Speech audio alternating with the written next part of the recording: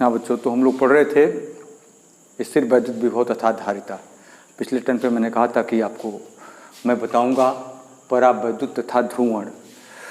वास्तव में पदार्थों को चालकता की दृष्टि से बांटा जाए तो उसमें पदार्थ एक चालक पदार्थ होंगे जिनको कंडक्टर बोला जाता है, एक अर्धचालक होते हैं जिनको सेमी कंडक्टर बोला जाता है अर्धचालक, और एक होता है अचालक पदार्थ। ये अचालक पदार्थ ही परावैद्युत कहलाते हैं, या यूँ समझिए कि परावैद्युत जो होता है वे अचालक, वह अचालक होता है परावैद्युत। इन तीनों में अंतर क्या होता है? इसमें मुक्त इलेक्ट्रॉनों की संख्या अधिक होती है। मुक्त इलेक्ट्रॉनों की संख्या बहुत अधिक होती है, बहुत अधिक। इसमें मुक्त इलेक्ट्रॉन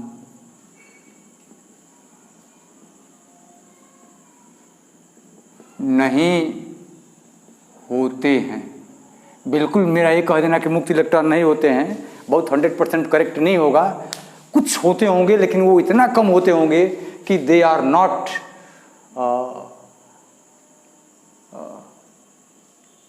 क्या हो कंडक्टिव या चालकों जैसे वो कार्य नहीं करते होंगे। और यहाँ पर अर्धचालक जो होते हैं इनमें मुक्त इलेक्ट्रॉनों की संख्या बहुत कम होती है, बहुत कम होती है, लगभग नगण्य।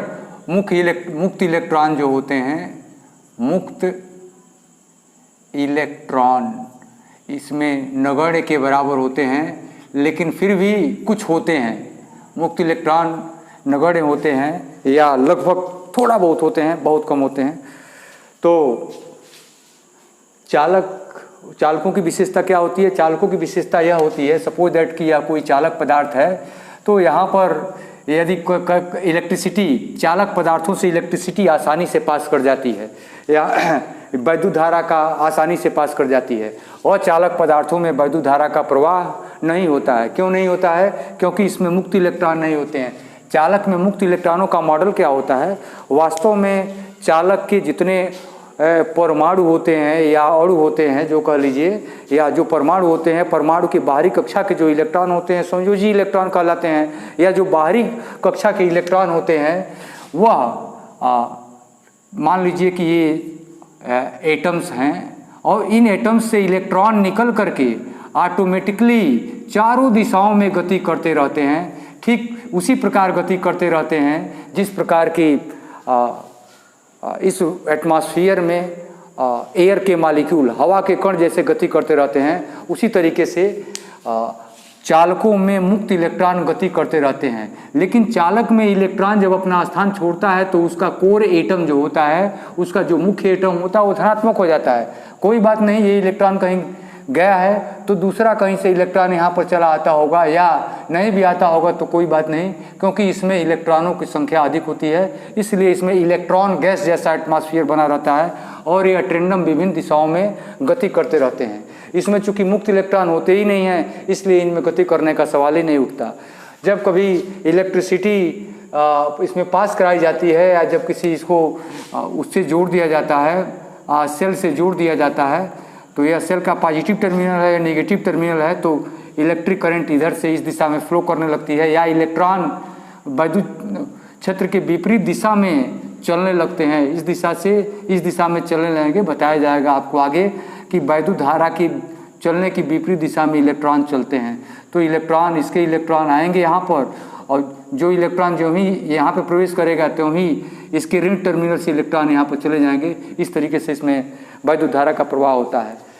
जो चालक होते हैं, चालक के एक सिरे को गर्म कीजिएगा तो दूसरा सिरा गर्म हो जाएगा। क्यों? क्योंकि इसमें जो इलेक्ट्रॉन है एनर्जी लेकर के इस सिरे तक जो है, या यहाँ के जो मॉलिक्यूल है, एटम है, कंपन करते हुए अपनी एनर्जी बगल वाले को देगा, वह एनर्जी अपने बगल वाले को देगा। इस तरह से जो है इसका यह सिरा वो गर्म हो जाएगा। लेकिन अचालकों में ऐसा कुछ भी नहीं होता है, क्योंकि इसमें मुक्त इलेक्ट्रॉन नहीं होते। जैसे सोडियम ले लीजिए, सोडियम एक चालक पदार्थ है या धात्विक पदार्थ है। सोडियम के बाहरी, सोडियम का इलेक्ट्रॉनिक कॉन्फ़िगरेशन होता है 2, 8 और 1। बाहरी कक्षा में एक इलेक्ट्रॉन है। यह एक इलेक्ट्रॉन घूमने के लिए स्वतंत्र है। ये नाभिक हो गया, और ये पहली कक्षा, ये दूसरी कक्षा, ये तीसरी कक्षा। तीसरी कक्षा में एक इलेक्ट्रॉन, यह इलेक्ट्रॉन को दे सकता है, या इलेक्ट्रॉन इसमें रैंडम रूप से घूमते रहते हैं। लोहा हो गया, सोना हो गया, चांदी हो गया, जितने धात्विक पदार्थ होते हैं ये सब चालकों के अंतर्गत आते हैं। तो आपको कुल मिलाकर के मैंने यह बताया कि अचालक को ही परावैद्युत कहा जाता है, या परावैद्युत अचालक पदार्थ होते हैं जिनमें मुक्त इलेक्ट्रॉन नहीं होते हैं, या इलेक्ट्रॉन घूमने के लिए स्वतंत्र नहीं होते हैं।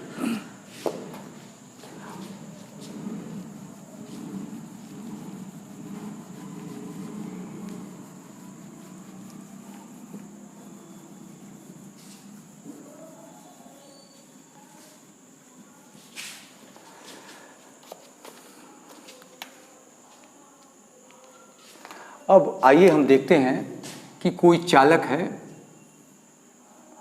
ये कोई चालक है, चालक पदार्थ है। इस चालक को किसी वैद्युत क्षेत्र में रख दिया गया। बाह्य वैद्युत क्षेत्र मान लीजिए EO है, आउटर इलेक्ट्रिक फील्ड, बाहर से जो लगाया गया वैद्युत क्षेत्र है EO है।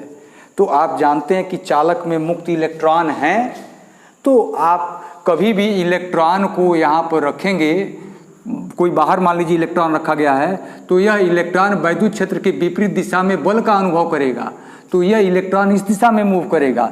तो इस चालक में जितने मुक्त इलेक्ट्रॉन होंगे, या जो मुक्त इलेक्ट्रॉन होंगे, जितने नहीं, सभी नहीं, इसमें के अधिकांश मुक्त इलेक्ट्रॉन इस सिरे पर चले आएंगे, तो जिसके कारण इसका यह सिरा निगेटिव हो जाएगा।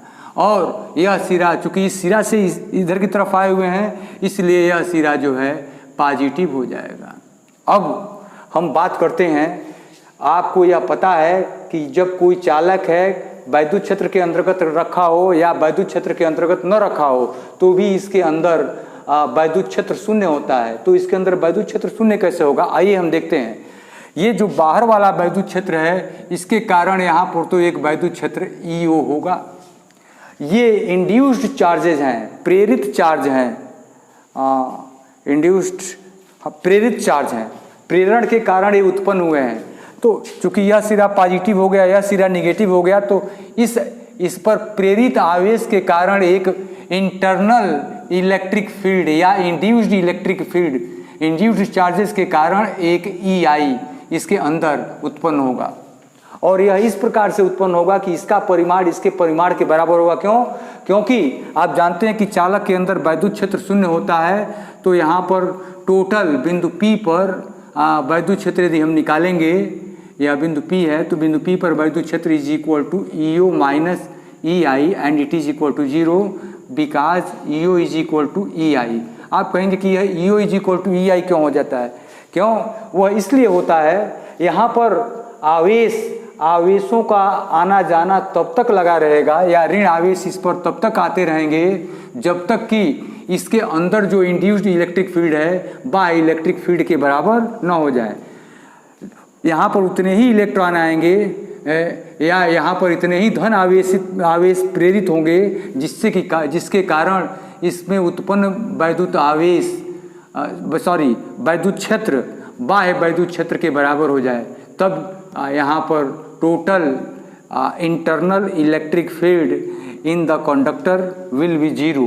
यहाँ शून्य होगा, क्योंकि आप जानते हैं कि चालकों के अंदर वैद्युत क्षेत्र क्या होता है? शून्य होता है। इस तरीके से चालक का पर प्रेरण होता है, चालक पर आवेशों का प्रेरण होता है, लेकिन चालक के भीतर वैद्युत क्षेत्र सदैव शून्य बना रहता है। अब किसी अचालक को लें या परावैद्युत पदार्थ को लें, तो उसको देखते हैं क्या होता है।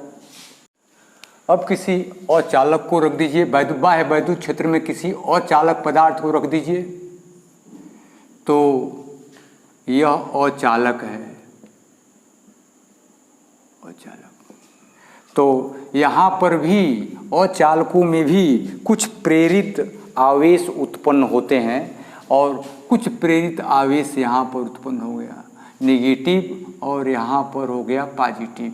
लेकिन यहाँ पर उतने आवेश उत्पन्न नहीं होंगे जितने कि चालकों में। क्यों? क्योंकि चालकों में मुक्त इलेक्ट्रॉन होते थे, यहाँ पर मुक्त इलेक्ट्रॉन नहीं है, फिर भी यहाँ पर कुछ आवेश इंड्यूस्ड होंगे या प्रेरित आवेश उत्पन्न होंगे। इन प्रेरित आवेश के कारण एक इंड्यूस्ड इलेक्ट्रिक फील्ड EI इस डायरेक्शन में होगी। ये धन है, ये ऋण है, तो इसके कारण वैद्युत क्षेत्र और बाह्य वैद्युत क्षेत्र, ये जो बाह्य वैद्युत क्षेत्र है EO, यह जो अंदर उत्पन्न वैद्युत क्षेत्र है बाह्य वैद्युत क्षेत्र का विरोध करता है। लेकिन यहाँ पर EI EO के बराबर नहीं होगा और इस बिंदु P पर वैद्युत क्षेत्र E का मान EO माइनस EI के बराबर होगा। अर्थात इस अचालक पदार्थ के अंदर जो वैद्युत क्षेत्र है बाह्य वैद्युत क्षेत्र से थोड़ा कम होता है।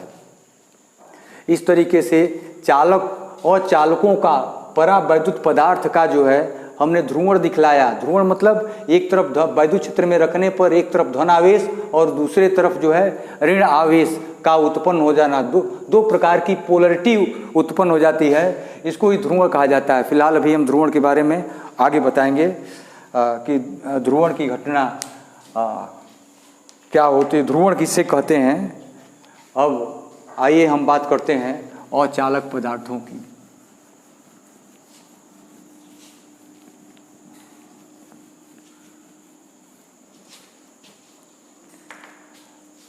परावैद्युत पदार्थ या अचालक पदार्थ। परावैद्युत पदार्थ ये दो प्रकार के होते हैं। पहला अध्रुवी अणु या अध्रुवी पदार्थ। अध्रुवी अणु परावैद्युत पदार्थ में अध्रुवी अणु वाले भी परावैद्युत पदार्थ होते हैं और ध्रुवी अणु वाले भी ध्रुवी अणु वाले भी होते हैं। आइए हम पहले देखें अध्रुवी अणु वाले, जैसे H2, O2, CO2। और ध्रुवी अणु में जो है HCl, H2O, NaCl इत्यादि, ये कैसे यहाँ पर पोलरिटी उत्पन्न होती है इसके बारे में मैं आपको समझाने चल रहा हूँ। तो अध्रुवी अणु वे अणु होते हैं जिसमें सममिति के कारण सेंटर ऑफ पॉजिटिव चार्ज और सेंटर ऑफ नेगेटिव चार्ज एक ही बिंदु पर होते हैं और इनका कुल वैद्युत ध्रुव आघूर्ण शून्य होता है। तो कैसे, अभी जो मैं बोला हूँ इसको मैं समझाने की कोशिश कर रहा हूँ। H2 ले लीजिए, तो H2 का जब हम बॉन्डिंग दिखलाते हैं तो H2 single bond, H single bond H ऐसे दिखलाते हैं। अर्थात यह हाइड्रोजन, ये मान लीजिए कि हाइड्रोजन एटम का न्यूक्लियस है, इसके अंदर एक प्रोटॉन है, इसके अंदर एक प्रोटॉन है और ये दूसरे हाइड्रोजन एटम का न्यूक्लियस है, इसके अंदर भी एक प्रोटॉन है। इसके बाहरी कक्षा में एक इलेक्ट्रॉन है और इसके भी बाहरी कक्षा में एक इलेक्ट्रॉन है। तो यहाँ पर बाहरी कक्षा में एक इलेक्ट्रॉन, इसके भी बाहरी कक्षा में एक इलेक्ट्रॉन। अब देखिए ये जो प्रोटॉन है या इसका न्यूक्लियस है या इसका जो धनात्मक पार्ट है, इसका सेंटर ऑफ पॉजिटिव चार्ज यह है। इसका ये जो धनात्मक पार्ट है हाइड्रोजन एटम का, दूसरे वाले हाइड्रोजन एटम का, इसका सेंटर ऑफ मास यह है। धनात्मक वाले भाग का यानी नाभिक का, इसका सेंटर ऑफ मास यह, इसका सेंटर ऑफ मास ये, इन दोनों का सेंटर ऑफ मास इन दोनों को मिलाने वाली रेखा के मिड पॉइंट पर पड़ेगा और वह मिड पॉइंट मान लीजिए कि यहाँ पर है।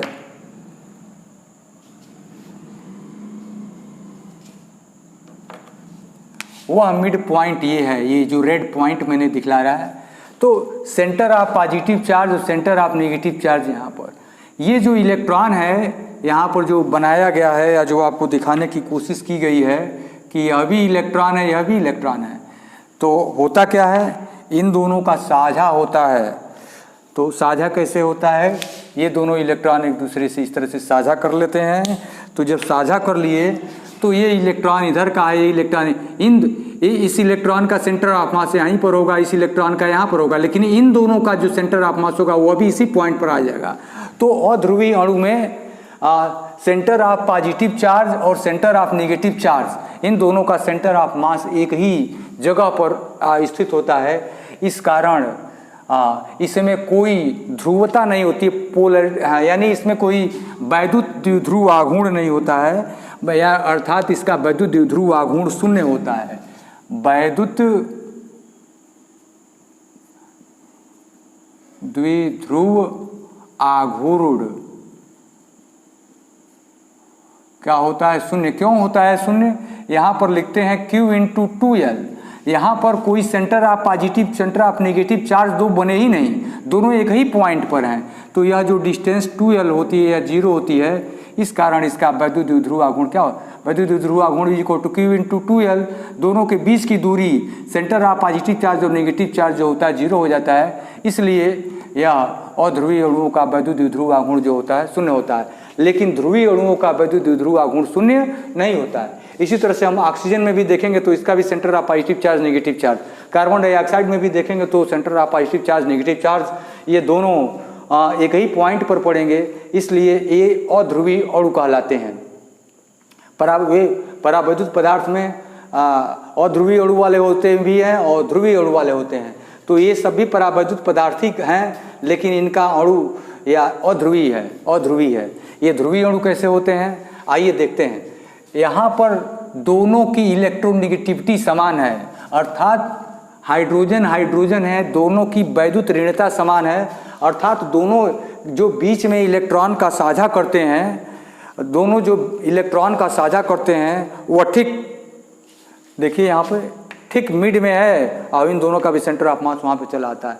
लेकिन जब कोई दो भिन्न भिन्न पदार्थ जुड़ते हैं एक दूसरे से और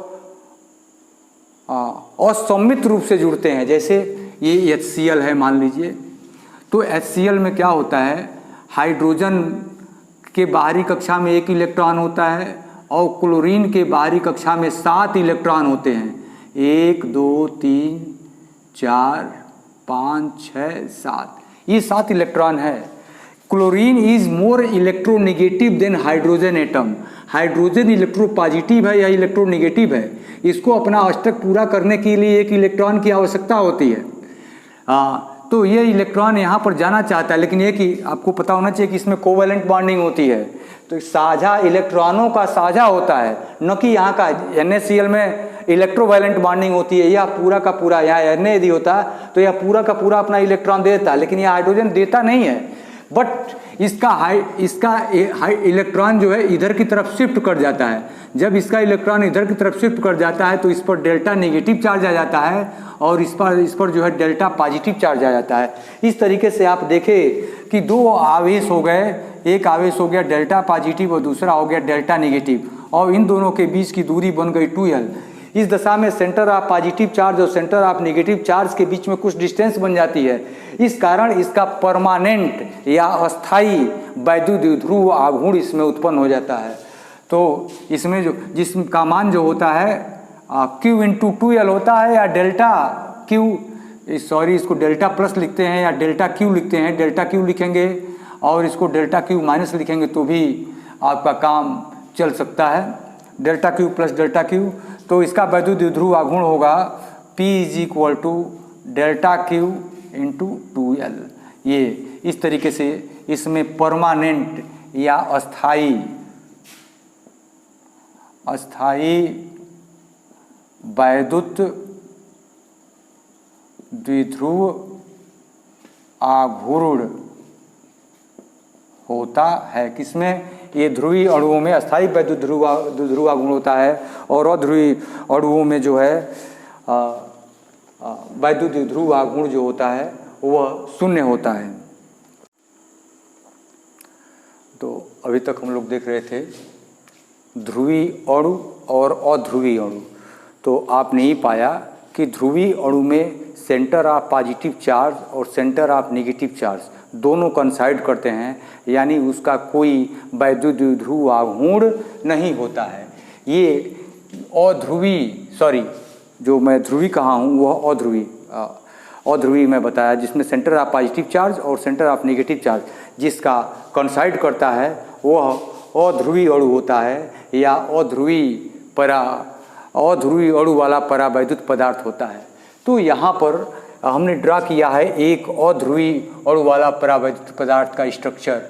जब बाह्य वैद्युत क्षेत्र शून्य है, E = 0 है, तो इसका centre of positive charge, centre of negative charge, यहाँ मैंने गोल गोल बनाया है। इसका मतलब यह है कि इसका सेंटर कहीं बीच में होगा। तो इसका अपना कोई वैद्युत द्विध्रुव आघूर्ण बिल्कुल शून्य है। लेकिन जब कभी आप इसी पर बाह्य वैद्युत क्षेत्र लगाते हैं तो बाह्य वैद्युत क्षेत्र लगाने पर होता क्या है, ये सेंटर ऑफ, ये थोड़ा सा सेंटर ऑफ पॉजिटिव चार्ज दाहिने चला गया और ये बाएं चला गया।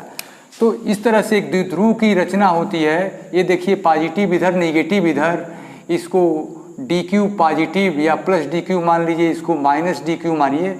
तो ये एक वैद्युत द्विध्रुव जैसा हो गया जिसके बीच की दूरी हो गई।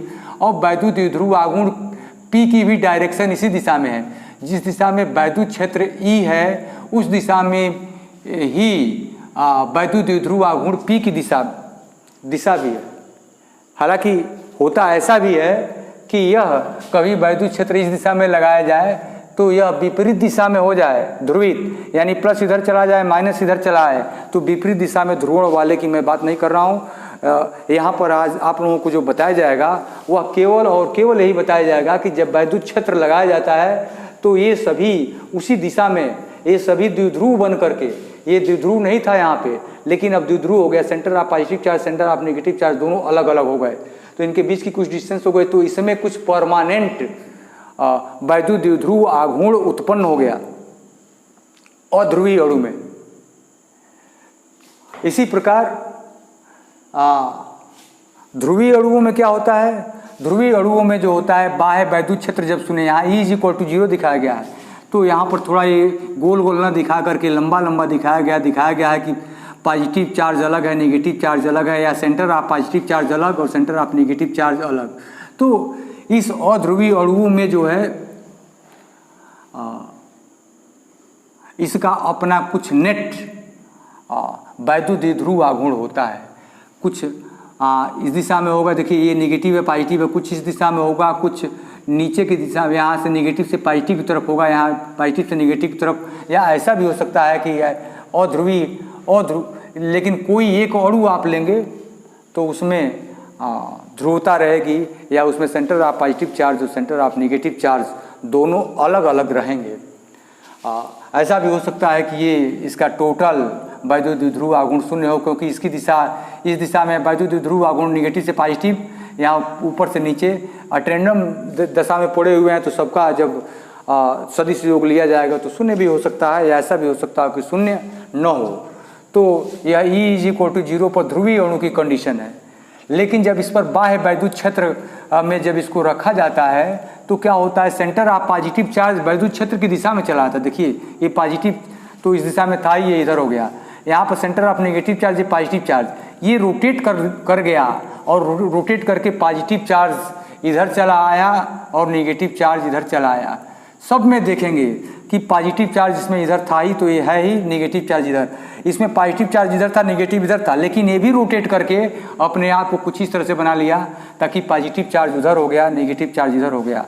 तो आप इस प्रकार देखते हैं कि चाहे वह पोलर मॉलिक्यूल हो, पोलर मॉलिक्यूल ध्रुवीय अणु हो, या नॉन पोलर मॉलिक्यूल हो, जब इसको बाह्य वैद्युत क्षेत्र में रखा जाता है तो उसमें एक परमानेंट वैद्युत द्विध्रुव आघूर्ण उत्पन्न हो जाता है।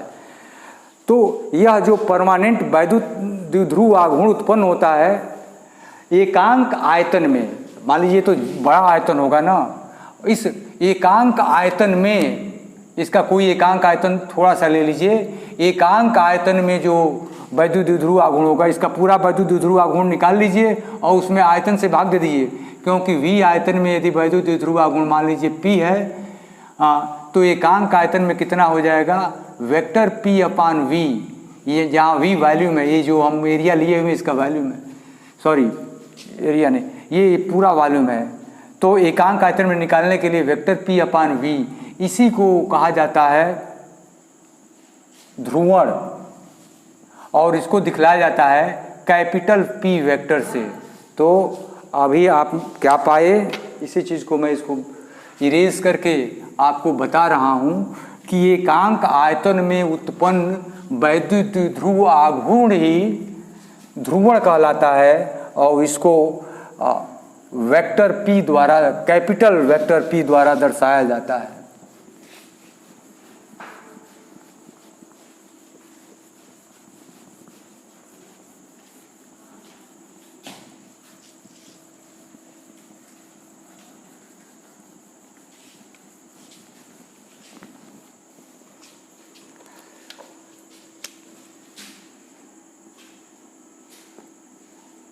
एकांक आयतन में उत्पन्न वैद्युत ध्रुव आघूर्ण, वैद्युत द्विध्रुव आघूर्ण ध्रुवण कहलाता है। ध्रुवण कहलाता है। इसे वेक्टर P द्वारा प्रदर्शित किया जाता है, प्रदर्शित किया जाता है। रैखिक समदैशिक परावैद्युतों के लिए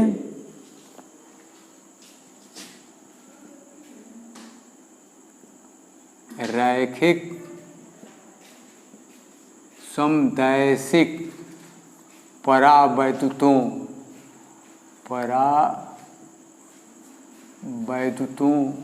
के लिए, ये रैखिक समदैशिक परावैद्युतों की इंग्लिश होती है linear isotropic dielectrics. Linear isotropic dielectrics, DIELECTRICS, dielectrics. ये रैखिक समदैशिक परावैद्युत क्या होते हैं, जरा इसके बारे में मैं आपको समझा दूं।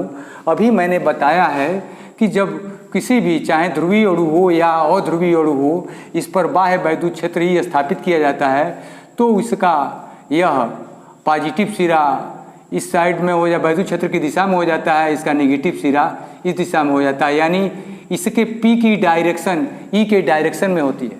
और ज्यों-ज्यों वैद्युत क्षेत्र की तीव्रता बढ़ाई जाती है त्यों इन दोनों पॉजिटिव और नेगेटिव क्षेत्रों के, पॉजिटिव और नेगेटिव चार्जेस के बीच की दूरी बढ़ती है। तो P बराबर Q इंटू 2L, ये डिस्टेंस बढ़ने से स्मॉल p की वैल्यू, वैद्युत द्विध्रुव आघूर्ण का मान बढ़ता है, अर्थात बाह्य वैद्युत क्षेत्र बढ़ाने पर वैद्युत द्विध्रुव आघूर्ण का मान बढ़े तो इस प्रकार के पदार्थ को रैखिक समदैशिक परावैद्युत कहा जाता है। जब बाह्य वैद्युत क्षेत्र बढ़ाने पर उसी दिशा में उसका वैद्युत द्विध्रुव आघूर्ण बढ़े तो उसको बोला जाता है रैखिक समदैशिक परावैद्युत। तो यहाँ पर ये दिखलाया गया है या बताने की कोशिश की जा रही है कि रैखिक समदैशिक परावैद्युतों के लिए P is equal to chi E into E, P vector P is equal to chi E into vector E। ये कैपिटल P है, स्मॉल p नहीं है, कैपिटल P है। ये काई E एक नियतांक है जिसको परावैद्युत माध्यम की वैद्युत प्रवृत्ति कहते हैं।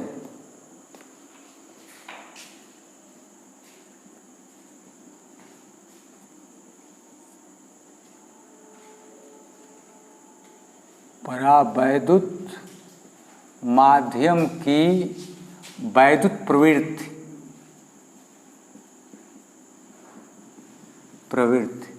या इसको electrical susceptibility,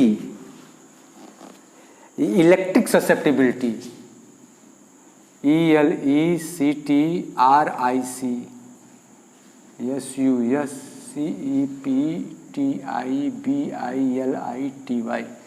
electric susceptibility of dielectric medium,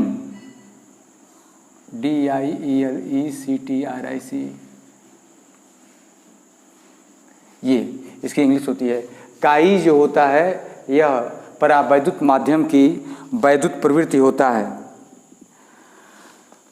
अब हम यहाँ पर काई की बहुत ज़्यादा चर्चा नहीं करेंगे। काई के जहाँ हमको चर्चा करने के लिए आएगा आगे के चैप्टर्स में, वहाँ पर इसको हम बताएंगे।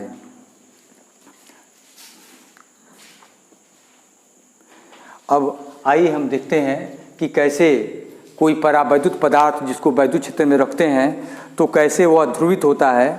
और यद्यपि कि मैं उसको बता चुका हूँ, फिलहाल थोड़ा सा बताना आवश्यक है। और जब कोई चालक पदार्थ होता है तो चालक पदार्थ होता है, चालक पदार्थ पर यदि बाह्य वैद्युत क्षेत्र, सपोज दैट कि यह वैद्युत क्षेत्र ई है, यह पूरा इधर की तरफ फैला हुआ है, विस्तार है, ये इधर से अंदर की तरफ ये पूरा इधर की तरफ गया हुआ है। तो अगर इसमें चालक कोई रख दिया जाए, पदार्थ रख दिया जाए, तो यहाँ पर नेगेटिव और इधर पॉजिटिव चार्जेज उत्पन्न होंगे और इसके यहाँ पर इसके अंदर वैद्युत क्षेत्र नहीं होगा, यहाँ पर E = 0 होगा। अभी मैंने बताया कुछ देर पहले। लेकिन अगर यह कोई परावैद्युत पदार्थ है, परावैद्युत पदार्थ, तो इसके अंदर किस तरीके से पोलराइजेशन होता है या ध्रुवण होता है। वास्तविकता यह है कि उसमें तो चालक में तो इलेक्ट्रॉन सीधे दौड़ करके मुक्त होते हैं, तो दौड़ के इधर चले आए तो यह सिरा पॉजिटिव हो गया। लेकिन इसमें इलेक्ट्रॉन मूव एक स्थान से दूसरे स्थान नहीं करते हैं। यहीं पर ये चूँकि वैद्युत क्षेत्र की दिशा ये है तो यह वाला सिरा पॉजिटिव होता है। तो किस तरह से पॉजिटिव होता है, कुछ इस तरीके से, बहुत ज़्यादा न बना करके मैं कुछ कम ही बनाऊंगा।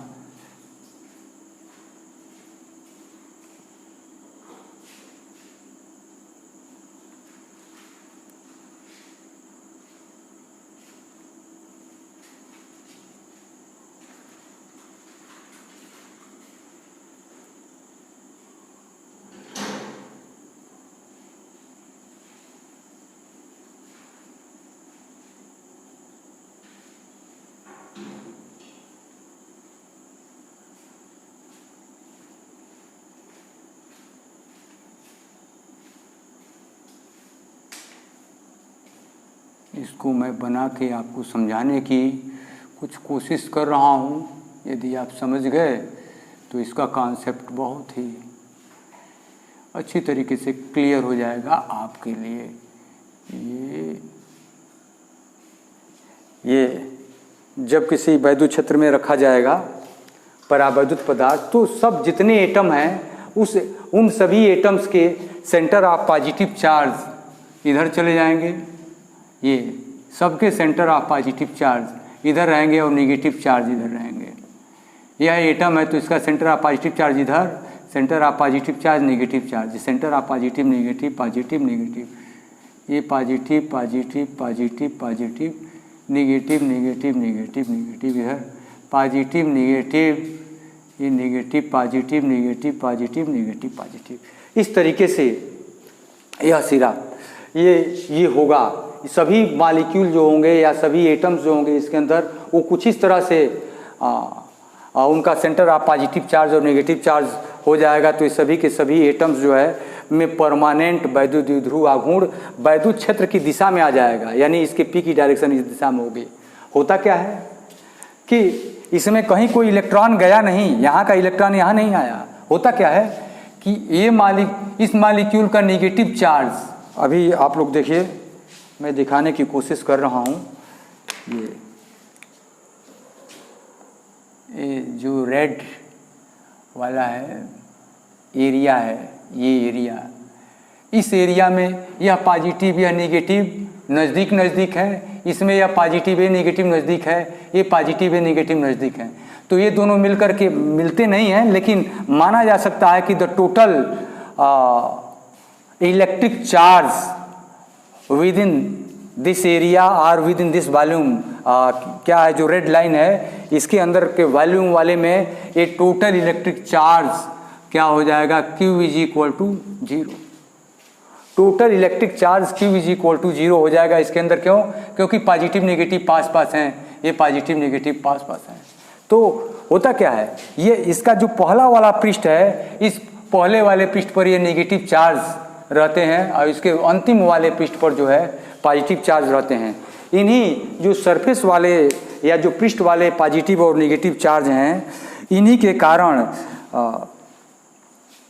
इसमें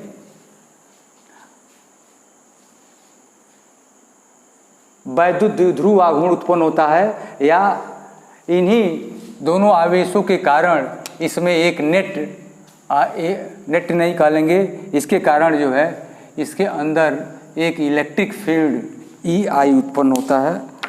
आप यहाँ पर EI सॉरी यहाँ पर लिख लें, ये एक इलेक्ट्रिक फील्ड EI उत्पन्न होता है, जिसकी दिशा किसके कारण, ये पॉजिटिव और ये नेगेटिव के कारण एक इलेक्ट्रिक फील्ड। इसी EI के कारण इसके अंदर वैद्युत क्षेत्र जो होता है वह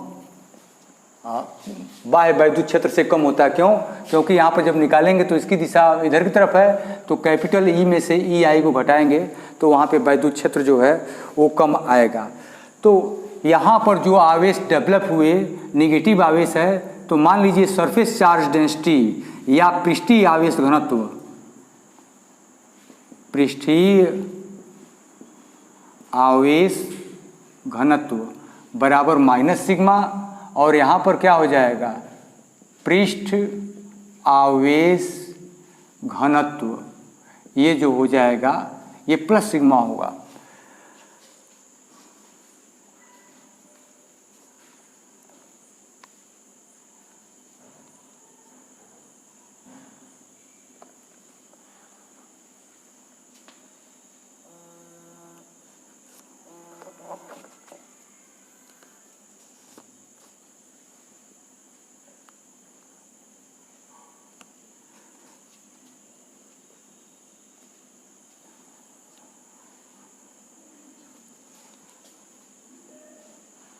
तो यहाँ पर जो सबसे ध्यान देने वाली बात यह है कि इसके अंदर जो वैद्युत क्षेत्र उत्पन्न होता है वह मुक्त इलेक्ट्रॉनों के कारण नहीं उत्पन्न होता है, बल्कि बद्ध आवेशों कारण, जो किनारे किनारे वाले आवेश हैं या जो सरफेस चार्ज डेंसिटी है, इसके कारण इसके अंदर जो है वैद्युत क्षेत्र उत्पन्न होता है।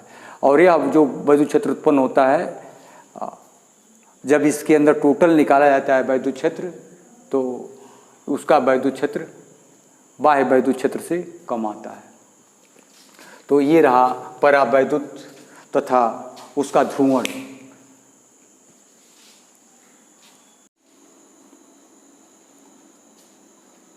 आइए हम आपको बताएं वैद्युत धारिता की अवधारणा तथा इसकी परिभाषा। आप वैद्युत धारिता से पहले मैं थोड़ा धारिता के बारे में बात कर लूँ।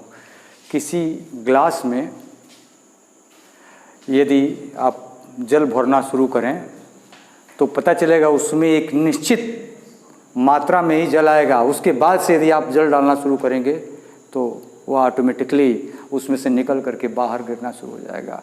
इसी प्रकार यदि कोई चालक है, मान लीजिए ये चालक है, इसको आवेश देने की एक सीमा है, इस पर कुछ निश्चित मात्रा में आवेश दिया जा सकता है। किसी चालक को एक निश्चित मात्रा में ही आवेश दिया जा सकता है। यदि इस निश्चित मात्रा से अधिक आवेश दिया जाए तो आवेश ऑटोमेटिकली निकल करके यहाँ से बाहर वायु में चले जाएंगे या वायु को आयनित करने लगेंगे, जो भी हो। तो किसी चालक की वैद्युत धारिता उस चालक के वैद्युत आवेश संग्रहण करने की क्षमता की माप होती है।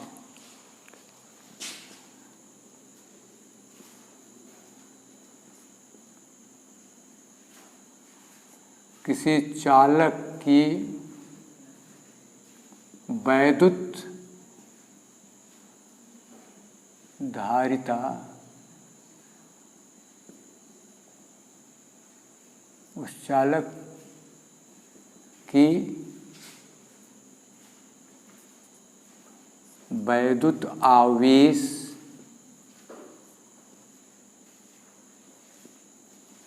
संग्रहण, कलेक्शन, कलेक्ट कह लीजिए, वैद्युत आवेश संग्रहण करने की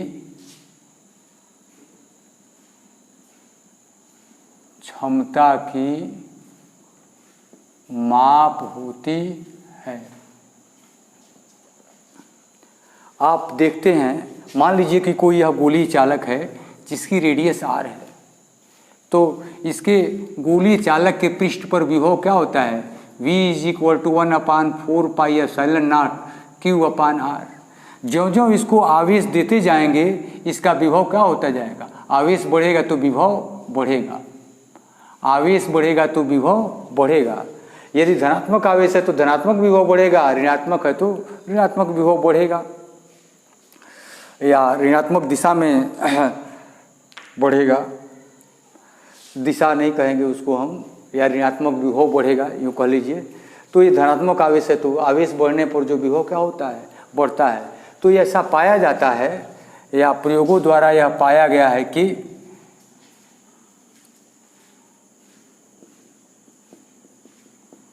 प्रयोगों द्वारा यह पाया गया है कि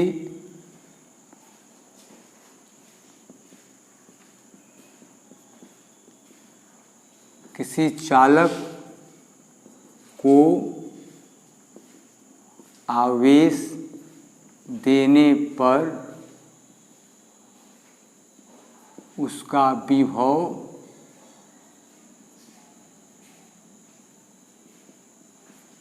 बढ़ता है या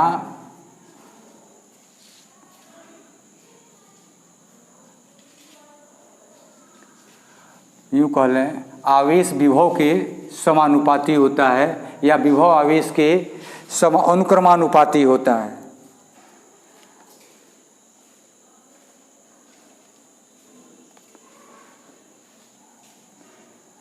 क्या होता है, प्रयोग द्वारा पाया गया किसी चालक को आवेश दे उसका विभव बढ़ता है यदि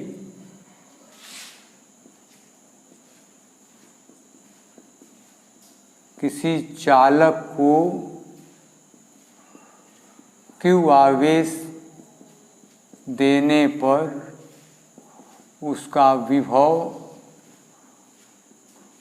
V हो जाता हो तो Q is proportional to V, या वैसे Q is proportional to V नहीं, पहले आवेश दे रहे हैं ना, आप लिख सकते हैं V is proportional to Q, या V is equal to some constant 1/c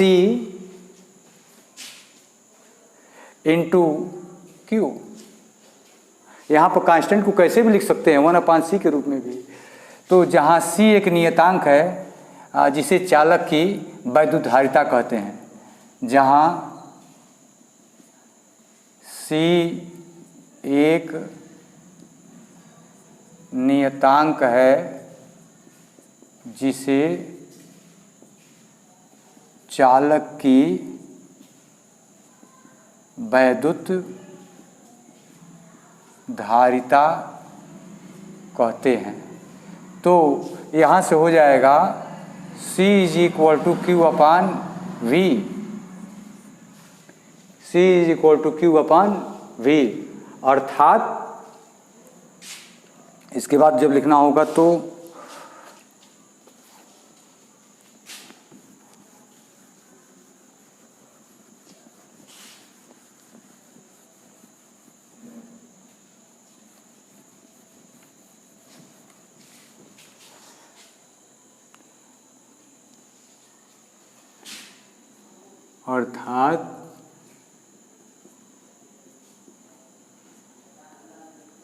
किसी चालक की वैद्युत धारिता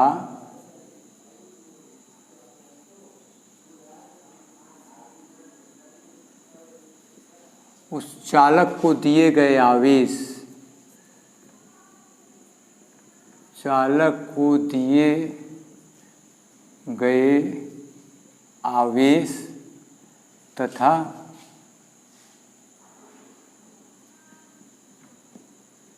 आवेश के कारण चालक के विभव में होने वाली वृद्धि के अनुपात को कहते हैं।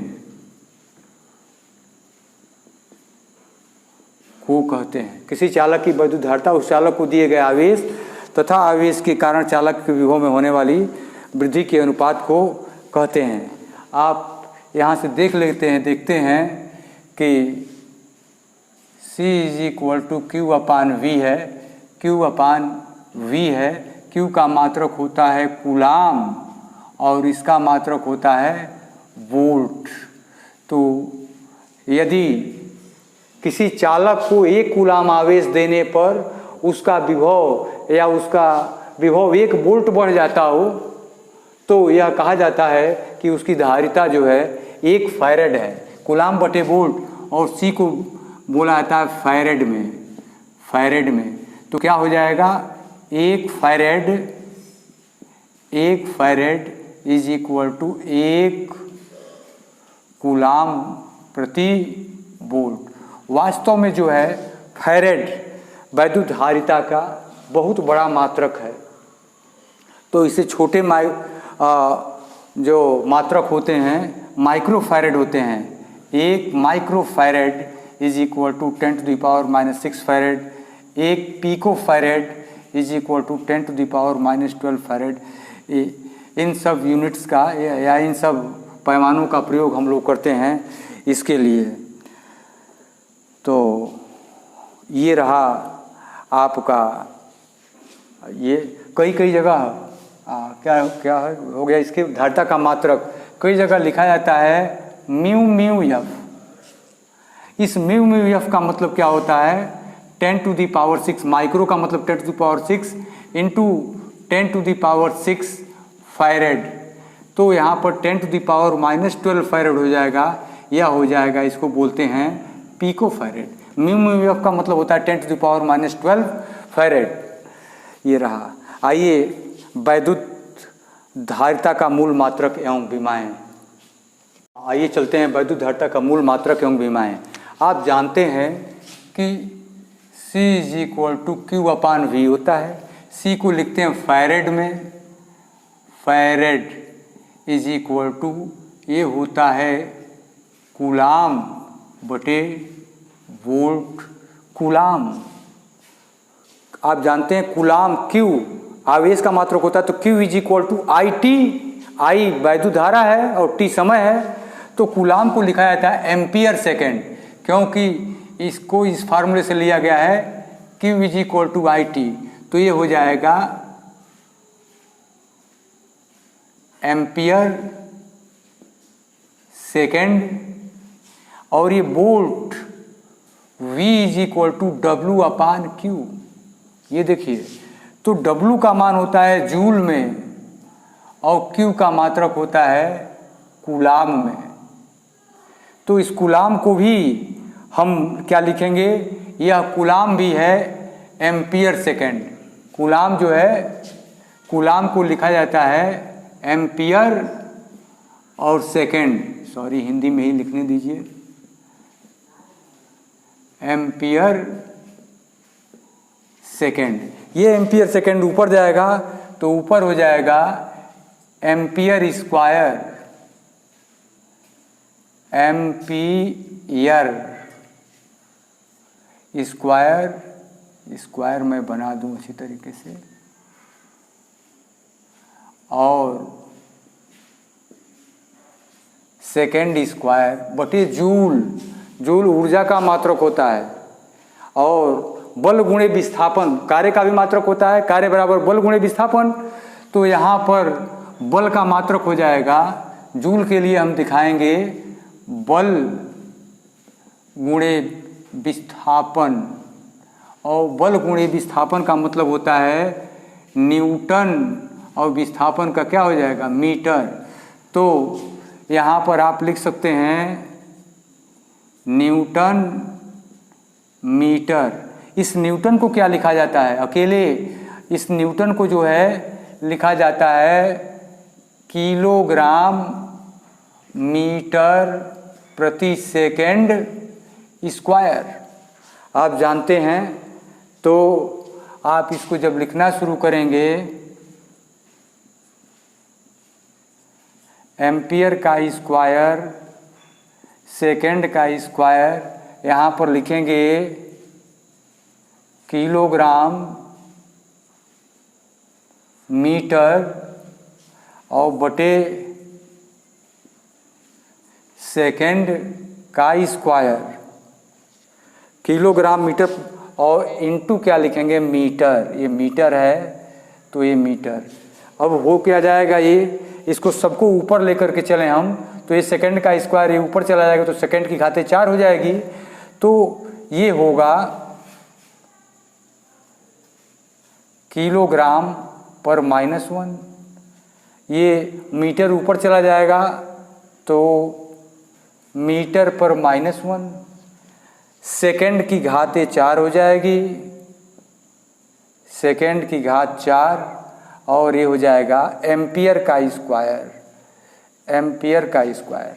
तो इसका वीमी सूत्र यदि आप लिखेंगे तो एम पर, किलोग्राम का एम पर -1 होता है, मीटर के लिए एल पर -1, और सेकंड टाइम होता है T⁴ और एम्पियर का A⁴। तो इस तरीके से यह बीमी सूत्र हो गया किसका, वैद्युत धारिता C का बीमी सूत्र। C के बीमी सूत्र को लिखने के लिए इस तरह से हम दिखलाते हैं। तो ये C का बीमी सूत्र हो गया, और ये C का मात्रक हो गया किलोग्राम पे -1, मीटर पर -1, सेकंड पर 4, एम्पियर स्क्वायर। यहाँ पर मुझसे कहीं गलती हुई है, मीटर और मीटर, यहाँ पर जो हो जाएगा मीटर की घाते -2 हो जाएगा। तो यहाँ पर मीटर पर -1 T⁴ और A पर 2, ये सही रहा। यहाँ पे मेरे कैलकुलेशन में गलती हुई थी, इसलिए यहाँ पे ऐसे हो गया था। तो यह C का बीमी सूत्र हो गया, यह C का मात्रक हो गया। वैसे C का मात्रक तो यही कूलाम पर वोल्ट ही लिखा जाता है। SI सिस्टम में ये ऐसे लिखते हैं, और इसका बीमी सूत्र ये। अगले टर्न पर हम पढ़ेंगे बेलगित गोलीय चालक की धारिता और उसके आगे की जितनी हेडिंग्स हैं उसको। आज इतना ही।